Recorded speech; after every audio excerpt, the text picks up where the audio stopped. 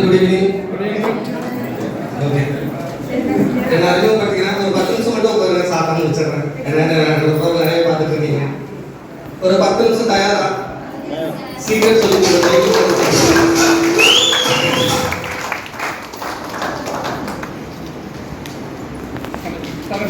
Okay.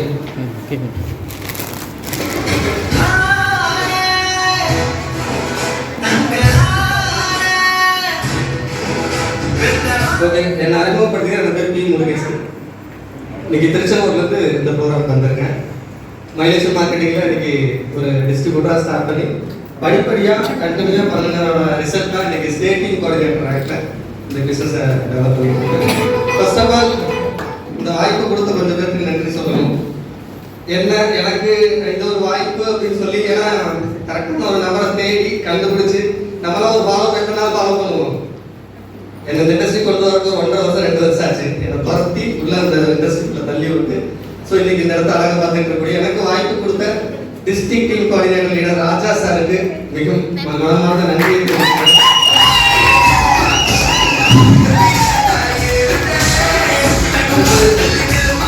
இந்த இடத்துல நான் நிற்கிறேன் அப்படின்னா, யாராவது மரத்தோட எந்த மரமா இருந்தாலும் அதோட வேர் பார்த்துருக்கீங்களா? யாராவது பார்த்துருக்க மாட்டீங்க கண்டிப்பா. நான் எந்த இடத்துலயும் சாயாமல் நிற்கிறதுக்கு ஒரு காரணகர்த்தாவா இருந்து என்ன இந்த இடத்த வளர்த்தி கொண்டு வந்து என்னோட குரு, மை மென்டர், என்னோட அத்தனை வெற்றியும் அவரோட காலில் நான் முன்னாள் கொடுத்து ஏழை மனுஷருக்கு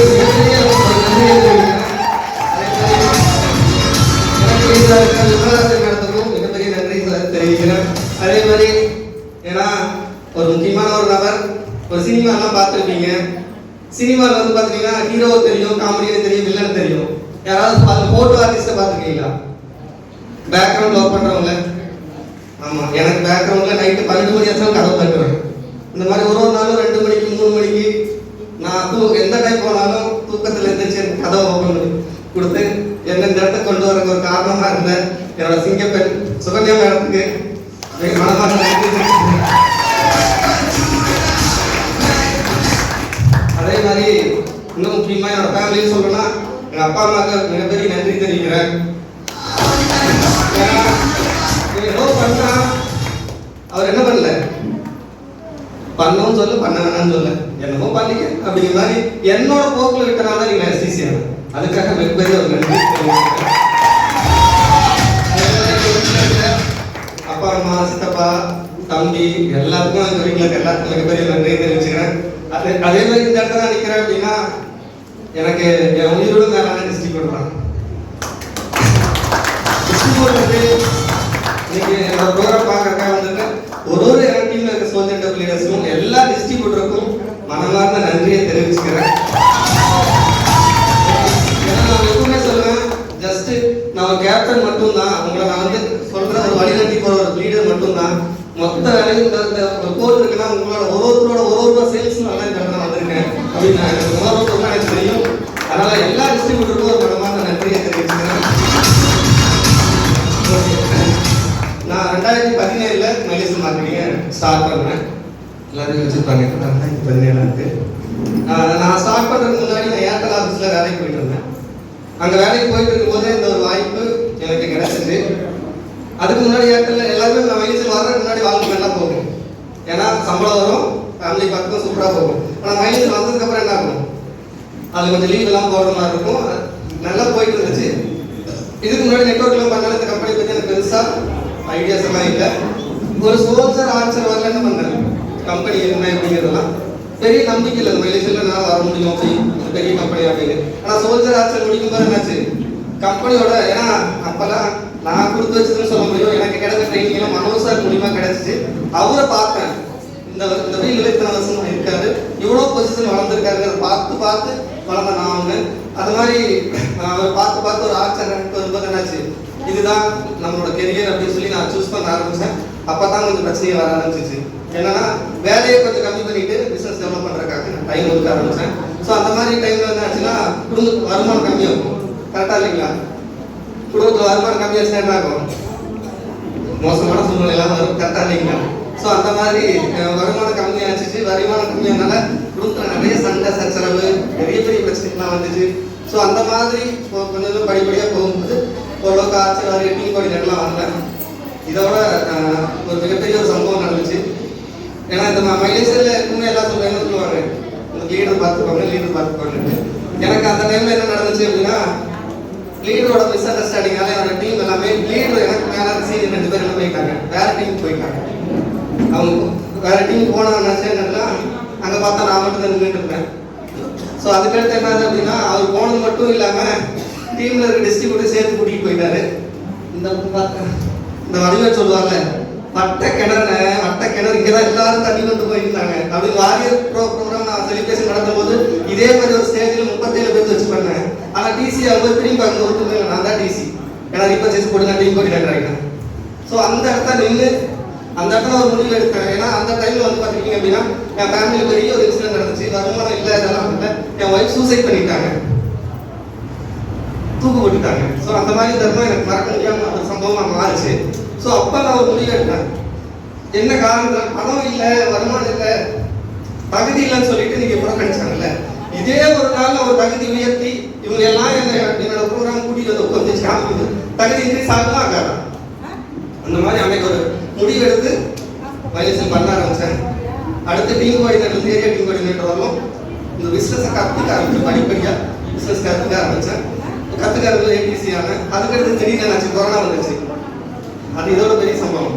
கொரோனா உலகத்துக்கு வரல, எனக்கு வந்துச்சு.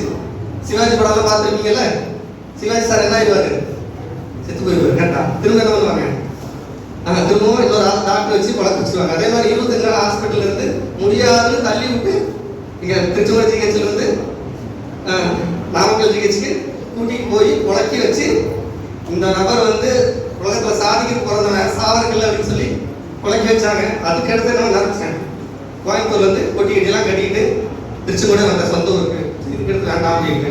அதுக்கப்புறம் என்னாச்சு அப்படின்னா, அங்கேயும் போயிட்டு தான் கொரோனாலாம் வருது. வீட்டில் ஒரு கொஞ்சம் கோர்ஸ்னாலையும் கொஞ்சம் கடன் இந்த மாதிரி வருமானம் தள்ளிட்டாங்க. விவேகானந்தா காலேஜில் வேலைக்கு போயிட்டு இருந்தேன். ஸோ அப்படியே போக போக டிஸ்ட்ரிக்ட் டீம் கோஆர்டினேட்டர் ரேங்க்கு 2023 ஸ்டார்டிங்கில் நான் டிசம்பரில் நான் வந்து ஆரம்பித்தேன். ஸோ அதுக்கடுத்து ஒரு 2-3 மாதம் இதெல்லாம் சின்ன சின்ன கடன்லாம் கட்டிட்டு இந்த பிஸ்னஸ்க்காக ஒரு மாதம் சம்பளத்தை வச்சு இந்த பிஸ்னஸ் இதில் இனிமேல் ஃபுல் டைமாக இறங்குறோம், என்ன நடந்தாலும் பார்த்துக்கலாம். என்ன நடந்தாலும் போது ஒரு வருஷம் ஒரு வருமானம் எல்லாம் ஒரு 1 லட்ச ரூபா கடன் ஆகுமா, அதுக்கு மேலே என்ன போகுது அப்படின்னு சொல்லிட்டு ஃபுல் டைமாக இந்த பிஸ்னஸ் இறங்க ஆரம்பித்தேன். ஸோ ஃபுல் டைமாக இறங்க ஆரம்பிச்சு ஒரு வருஷம் 2 மாதத்தில் ஜோனல் டீம் கோஆர்டினேட்டர் ஆனேன். போன நவம்பரில் ஜோனல் டீம் கோஆர்டினேட்டர் ஆனேன். எனக்கு இந்த 27ஆம் தேதிங்கிறது ஆசிரியர்னால 27/12 தான் போன ஆரம்பம் நடந்தது. அதில் ஏன்னா மேரேஜ் 27 தான் நடந்துச்சு.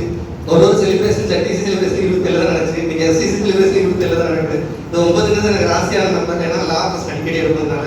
ஸோ அந்த மாதிரி 27 ஜோனல் டீம் கோஆர்டினேட்டர். அடுத்த ஒரு 1 இயர் நல்லா ஃபுல்லாக ஃபோக்கஸ் பண்ணி ஃபுல் டைமாக ஃபுல் டெடிகேட்டிவாக 24 மணி நேரம் இருக்க ஒரு நாளுக்கு 4 மணி நேரத்துக்கு தூங்க விட்டுருவேன். அது 20 மணி நேரம் இந்த பிஸ்னஸ்க்காக நான் ஓட ஆரம்பித்தேன். வீட்டில் இருக்கவங்க எல்லாருக்குமே தெரியும், எங்கேயோ ஓடிக்கிட்டே தான் இருக்கான், என்ன தான் நடக்க போகுது இல்லை அப்படின்னு அவங்க பார்த்துருந்தாங்க. லாஸ்ட் ஒரு 2.5 வருஷமாக ஃபுல் டைம் பண்ணு ஒரு ரிசல்ட். இன்னைக்கு நான் ஸ்டேட் டீம் கோஆர்டினேட்டர் சூட்டு போட்டு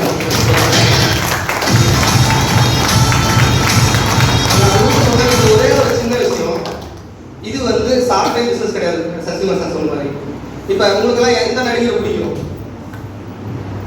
நடிகர் தரப்பா கேட்டேன், அஜித். கரெக்டா? வேற யாருக்காது ஒன்றும் வேணாம். அஜித் இந்த ஃபீல்டுக்கு வந்து எத்தனை வருஷம் ஆச்சு? அஜித் சினிமா ஃபீல்டுக்கு வந்து எத்தனை வருஷம் ஆச்சு? 40 வருஷம், 50 வருஷம். சரி, ஓகே. எல்லாத்துக்கும் சிஎம் தெரியும். கரெக்டா? தமிழோட சிஎம் முதலமைச்சர் யாரு? ஸ்டாலின். அவர் அரசியலுக்கு எத்தனை வருஷத்துல வந்தாரு? எத்தனை வருஷத்துல வந்து எத்தனை வருஷம் இருக்கும்?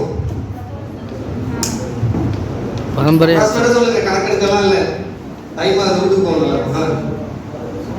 50 வருஷம் ஆச்சு.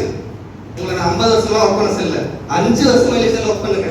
நீங்களும் இந்த மாதிரி வருஷம் எஸ்டிசி இப்பதான்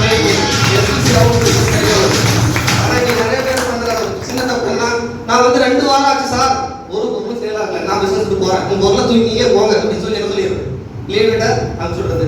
தயவு செஞ்சு இது ஒரு லைஃப் டைம் கெரியர். அந்த லைஃப் டைம் கெரியர் அதுல ஷார்ட் டைம்ல எப்படி அச்சீவ் பண்றது அதை பாருங்க.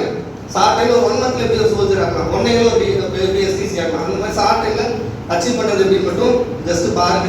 ஆனா நான் ஒன்னே மட்டும் கேரக்டர் சொல்றேன், என்னன்னா நான் சொல்றதெல்லாம் இல்லைன்னா நீங்க எப்படி டெவலப் ஆவீங்க? ஒரே செகண்ட் யோசிச்சு பாருங்க. இன்னைக்கு ஜூம் மீட்டிங் எல்லாம் இல்லைன்னா நீங்க எப்படி டெவலப் ஆவீங்க? டெவலப் ஆகிற பர்சன்டேஜ் எப்படி குறையும்? ஜூம் மீட்டிங் உங்களுக்கு கிடையாது. அந்த கிருஷ்ணன் சார் காலையில் 5 மணிக்கு வந்துச்சு, உங்களுக்கு மீட்டிங்கே கிடையாது ஜூம்ல, அப்படின்னா எப்படி டெவலப் ஆவீங்க? கிடையாது. மீட்டிங் ட்ரைனிங் இல்லைன்னா, மீட்டிங்னா இங்கேருந்து ஒரு திருச்சியோ மதுரையோ இந்த மாதிரி போயிருந்ததுன்னா எப்படி டெவலப் ஆவீங்க? மீட்டிங் ட்ரைனிங் இல்லைன்னா நீங்க நிறைய பேர் அக்ரோ ப்ராடக்ட்லாம் ஃபோக்கஸ் பண்றீங்கல்ல, அக்ரோ ப்ராடக்ட் நியூஸார் ப்ராடக்ட் இல்லைன்னா நீங்க எப்படி டெவலப் ஆவீங்க? இன்னொன்று நான் சொல்றேன், அப்ளைலே இல்லைன்னா நீங்க எப்படி டெவலப் ஆவீங்க? எதுவுமே இல்லாம தான் நீங்க எஸ்டிசி ஆகிங்க. எதுவுமே இல்லாம என்னாலே ஆக முடியுமா? ஏன் உங்களால ஆக முடியாது? ஆனா ஒண்ணு மட்டும் என்கிட்ட இருந்துச்சு. நான் எப்பவுமே சொல்லுவேன், லாபரஸ் இல்லை, நான் ஆகணும்னு என்ன இருந்துச்சு, அதனால எஸ்டிசி ஆனேன். புரியுதுங்களா? நீங்க நிறைய பேர் அப்ளை சரியில்லை சார், என் டிஸ்ட்ரிபியூட்டர் எனக்கு சரியே இல்லை. டிஸ்ட்ரிபியூட்டர்லாம் சரியா இருக்க மாட்டாங்க. அவன் வேற ஏதோ வேலைக்கு போயிட்டு முடிச்சு உள்ள போட்டு அவன் எப்படி சரியா இருப்பான்? கரெக்டா இல்லைங்களா? அதனால தயவு செஞ்சு அப்ளை சரியில்லை, டிஸ்ட்ரிபியூட்டர் சரியில்லை, ஃபர்ஸ்ட் இந்த பிசினஸ் டெவலப் பண்றதுக்கு உங்களோட எண்ணத்தை நான் இந்த தொழில ஜெயிச்சாகணும். நீங்க அப்ளை, நான் ஜெனரலா சொல்றேன், அப்ளை அப்படிங்கிறது எல்லாருக்கும் கிடைக்காது. அப்பா அம்மா எல்லாத்துக்கும் இருக்குதா அப்படின்னா இருக்குதா? ஒரு சிலருக்கு இருக்கலாம், ஒரு சிலருக்கு இல்லாம கூட இருக்கலாம். இருக்கிறவங்க அதிர்ஷ்டசாலி, அவ்வளவுதான். இல்லாதவங்க என்ன பண்ண முடியும்? ஒன்றும் பண்ண முடியாது. அதே மாதிரி தான் இருந்தாலும் இல்லாட்டியும் உங்களால ஜெயிக்க முடியும் நீங்க நினைச்சீங்க என்ன பண்ண முடியும்? நீங்களும் ஒரு நாள் என்ன வாங்க முடியும்? இந்த மாதிரி ஒண்ணுமே இல்லாம நானே நீங்க எஸ்டிசி இருக்குன்னா இது அத்தனையும் உங்களுக்கு இருக்கு. யோசிச்சு பாருங்க, உங்க டீம்ல நீங்க ஜூம் மீட்டிங் இருக்கா? காலையில உங்களுக்கு லீடர் ஒருத்தர் காலையில டெய்லி கூப்பிடுறாங்களா? உங்களுக்கு மீட்டிங் ட்ரைனிங் ரெகுலரா எஸ்என்எல் மூலமா நடத்திட்டு இருக்கா? எல்லாமே இருக்கும்போது உங்களுக்கு என்ன கவலை? நீங்க நினைச்சா ஒரு வருஷம் எஸ்டிசி ஆகலாம். நாங்க வர கொஞ்சம் டைம் ஆயிடுச்சு, அவ்வளவுதான் வித்தியாசம். அதனால எல்லா தலைமுறையும் ஒரு சின்ன ஒரு 2 நிமிஷம் நான் எஸ்டிசி ஆன என் லீடர் சொல்லி கொடுத்த ஒரு 5 பாயிண்ட் சொல்றேன். அதை ஃபாலோ பண்ணுங்க. நீங்களும் போட்டுருவீங்க. ரெடியா? ஒரு ஜஸ்ட் ஒரு 2 நிமிஷம். எல்லாருக்கும் கனவு இருக்கு, அதெல்லாம் காலையில இருந்து எல்லாம் டிராமா சொல்லிட்டு தான் இருக்காங்க. கனவு வந்து நான் என்ன சொல்றேன்னா, பசி இருக்கா எல்லாத்துக்கும்? என்னைக்கா ஒரு நாள் சாப்பிடாம இருக்க முடியுமா? உங்க கனவுக்காக நீங்க டெய்லி ஸ்டெப் எடுக்கிறீங்க அப்படின்னா உங்களுக்கு என்னைக்கு இருந்தாலும் என்ன கனவா இருக்கலாம். நான் எனக்கு 3 கனவு இருந்துச்சு. ஒன்னு எஸ்டிசி ஆகணும், 2வது சீலிங் அடிக்கணும், 3வது ஐடிசி ஆகணும். ஒரு கனவு டன்னு. அடுத்து நான் என்னோட ட்ரீம் ஆர்டிசி என்டிசி ஆகணும், சீலிங் அடிக்கணும். சீக்கிரமா 2027 முடிக்கிட்டு ஐடிசி ஆகணும். போதும். அந்த மாதிரி கனவுக்காக நீங்க ஓட தயார்னா நீங்க ஃபர்ஸ்ட் மார்க்ல டிக்கு. தயார் இல்லைன்னா திரும்பி ஓடிக்கிறேன். எந்த வேலை இருக்கோ அந்த வேலைக்கு திரும்பி போயிரு. 2வது ஆப்ஷன் இன்னைக்கு தெரியா சொல்லி கொடுத்தாங்கல்ல, எஃப்எஸ்எஸ் சிஸ்டம் ஃபாலோ பண்றது தயார்னா இந்த பிசினஸ் சீக்கிரமா சக்சஸ் ஆகும். நான் சொல்ற சீக்ரெட் இதை ஃபாலோ பண்ணீங்கன்னா 1 இயர் நீங்க டிஸ்ட்ரிபியூட்டரா இருந்தா மேக்ஸிமம் இந்த வருஷ எண்டுக்குள்ள நீங்க உங்க கோலி போட்டுருக்கும். ஃபர்ஸ்ட் உங்களோட ட்ரீமுக்காக டெய்லி எஃபோர்ட் போடணும், அதுக்கு தயார். 2வது சிஸ்டம் ஃபாலோ பண்றது தயாரா. 3வது கமிட்மெண்ட் என்னன்னா, நான் போன வருஷம் எங்க ஒய்ஃப் வந்து எனக்கு அடிக்கடி டார்கெட் கொடுப்பாங்க, நீ இந்த வருஷத்துக்குள்ள நீ ரேங்க் மாறலாம் பிசினஸ் விட்டு போயிருன்னு சொன்னாங்க. நான் ஒன்னே தான் வந்தேன், இந்த வருஷத்துல நான் ரேங்க் மாறலாம் பிசினஸ் விட்டு உலகத்துக்கே போறேன் செத்து வந்துட்டேன். அப்படி முடிஞ்சு கிடையாது. ஒரே சொன்னதை தான் கேட்டு பாருங்க, கொய்யெல்லாம் உனக்கு அந்த மாதிரி கமிட்மெண்ட் எடுத்து முடிவு எடுத்து என்ன பண்ணணும். நான் இந்த இயற்கையான இதை பண்ணணும்னு சொல்லிட்டு என்ன பண்ணணும். மார்ச் நான் டைம் சொன்னேன், மார்ச் அதே மாதிரி ஏப்ரல் 9ஆம் தேதி ஆயாச்சு. ஸோ அந்த மாதிரி என்ன பண்ணணும், கமிட்மெண்ட்டாக டெய்லி ஒர்க் பண்ண தயாராகணும். அதே மாதிரி டெய்லி ஆக்டிவிட்டி. நிறைய பேர் என்னது, இந்த மீட்டிங் போனால் திரும்ப அடுத்த மீட்டிங் தான் வருது. பிஸ்னஸ் முக்கிய குவாலிட்டியே டெய்லி ஆக்டிவிட்டி தான். நீங்கள் 10 நாள் கொஞ்சம் கடை போகணும்னா கடையில் வியாபாரம் நடக்காது. என்ன பண்ணணும், டெய்லியும் பிஸ்னஸ் பண்ணணும். இன்னைக்கு ஒரு செடி இருந்தாலும் தண்ணி எத்தனை நாளைக்கு ஒரு ஊற்றுவீங்க? டெய்லி ஊற்றணும், இல்லைன்னா செடி செத்து போயிடும். இந்த மீட்டிங்கால பால் செடி செத்த செடி தான் கொண்டு ஊற்றி வச்சிருக்காங்க, இன்னைக்கு தண்ணி ஊற்றிருக்காங்க. ஆனால் ஒன்று மட்டும் நான் சொல்கிறேன், செடி 2வது டைம் தாங்காது. ஒரு டைம் என்ன தாங்கும், 2வது டைம் என்ன பண்ணும், போயிடும். அதனால வந்த செடியை வந்த டிஸ்ட்ரிபியூட்டர் இன்னைக்கு போய் பாதுகாத்து அவருக்கு ரெஸ்ட்ரிக்ஷன் ஆகுங்க. ஓகே, டெய்லி என்ன பண்ணுங்க, எஃபோர்ட் போடுங்க. 4வது கடைசி ஒன்று எனக்கு ரொம்ப பிடிச்சது, இந்த பிஸ்னஸ் பண்ணும்போது கை பிரச்சனை வரும். ஏன்னா மனசு இப்படி சொல்றாங்க, பிரச்சனை வந்தால் தான் அது கரெக்டான வழியில் போகுதுன்னு அர்த்தம். எந்த பிரச்சனை வந்தாலும் ஜஸ்ட் அது ஒரு ஸ்பீட் பிரேக், அவ்வளோதான். பிரச்சனை கண்டு பயப்படாதீங்க. உலகத்தில் ஒரு பிரச்சனை தலை செய்ய மாட்டாங்க. போலீஸ் கூட பிடிச்சி போட்டோம் ஒரு 10 நாள் ஜெயில போட மாட்டாங்க. என்ன இருக்கும், 4 நாள் டென்ஷன் இருக்கும், அவ்வளவுதான். பிரச்சனைய அழகா சிரிச்சுட்டே ஹேண்டில் பண்ண தயார்னா என்ன பண்ண முடியும்? நீங்களும் இந்த மாதிரி ஒரு எஸ்டிசி ஆக முடியும். இது 5 நீங்களும் ஃபாலோ பண்ணுங்க. எந்த பிரச்சனையும் பயப்படாதீங்க. ஒரு ஸ்பீட் பிரேக், அவ்வளவுதான். ஸ்பீட் பிரேக் உங்களுக்கு நல்லதுக்கு தான். ஸ்பீட் பிரேக் எங்கெல்லாம் போட்டுருப்பாங்க, ஸ்கூல் பக்கத்துல, ஆக்சிடென்ட் அதிகமாகிற இடத்துல. அந்த மாதிரி உங்களுக்கு ஒன்று ஒரு பிரச்சனை நடக்குதுன்னா அதை பற்றி பயப்படாதீங்க. ஏதோ ஒன்று நமக்கு நடக்க போகுது அப்படிங்கிறதா அர்த்தம். ஸோ அந்த மாதிரி இது எல்லாமே ஃபாலோ பண்ணுங்க. எல்லாரும் இன்னையிலிருந்து ஒரு முடிவு எடுங்க. இதை ஒரு லைஃப் டைம் கெரியரா பிசினஸாக எடுங்க. உங்களோட எல்லாத்தோட லைஃப்லையும் இந்த ஒரு கெரியர் உங்களுக்கு பெருசாக சப்போர்ட் பண்ணும். ஒரே ஒன்று மட்டும் சொல்லிக்கிறேன், நீங்க போடுற எஃபோர்ட் வந்து நிறைய வீணாக இருக்கலாம். ஏன்னா ஒன்று நல்லா தெரிஞ்சுக்கங்க, நீங்க போடுற எஃபோர்ட் யாருக்கு அப்படின்னா, நான் சொல்லுவேன் எப்பவுமே 3 பேருக்கு. ஒன்று உங்களுக்கு அப்பா அம்மா இருந்தா இதுவரை நீங்க ஒன்றும் பண்ணிருக்க மாட்டீங்க, எனக்கு நல்லாவே தெரியும். அப்படியே பண்ணாலும் உங்களால் என்ன முடியுமோ அது 10% கூட நம்மளால பண்ணிருக்க முடியாது. ஏன் தாமைக்குங்கிறது பெரிய விஷயமா இருக்கு. கரெக்டா இல்லைங்களா? அப்பா அம்மாவுக்காக ஏதோ ஒன்று பண்ணணும். கரெக்டா இல்லையா? ரெண்டாவது நம்ம நம்பி வந்து ஒரு கொண்டாட்டியோ புருஷன். கரெக்டா இல்லைங்களா? அவங்களுக்காக என்ன பண்ணணும்? ஏதோ ஒன்று வாழ்க்கையில பண்ணணும். கரெக்டா இல்லைங்களா? நம்ம அந்த வாழ்க்கைக்கு சான்றாவது என்னது? நம்ம குழந்தைங்க. கரெக்டா இல்லைங்களா? அவங்களுக்கு ஏதோ ஒன்று பண்ணணும். நீங்க போடுற எவ்வளோ 3 தலைமுறைக்கும், அப்பா அம்மாவுக்கு, உங்க குடும்பத்துக்கு, வர ஃபியூச்சருக்கு, உங்களை டிபெண்ட் பண்ணி இருக்கிற ஒவ்வொருத்தருக்குமே இவங்க இத்தனை நாள் என்ன பண்ணியிருக்கீங்க? இதை நான் கேட்கல, நீங்க உங்களை கேட்டுங்க. அவங்களுக்கு ஏதாவது ஒன்று பண்ணணும்னா இன்னைக்கு ஒரு முடிவெடுத்து இன்னைக்கு ஒரு நல்ல ஒரு கெரியரா கை கிடைச்சிருக்கு. இன்னையிலிருந்து எந்த ஒரு டிஸ்ட்ரிபியூட்டா இருந்தாலும், சோர்ஸ் அந்த ஆட்சியாக இருந்தாலும், இன்னையிலிருந்து இந்த ஒரு கெரியரா எடுத்து ஒரு டார்கெட் வச்சு நீங்க பிளான் பண்ணுங்க. நீங்க எல்லாரும் அடுத்த வரும்போது உங்களோட ரேங்க் ஏதோ டிஸ்ட்ரிபியூட்டர் சோர்ஸ் ஒரு ரேங்க் மாதிரி இந்த ஒரு ப்ரோக்ராம்க்கு வர முடியும். இன்னைக்கு வந்திருக்க எல்லாத்துக்கும் ஒரு நன்றி சொல்லி இந்த ப்ரோக்ராம் வாங்கி பண்ணலாம். Okay, thank you.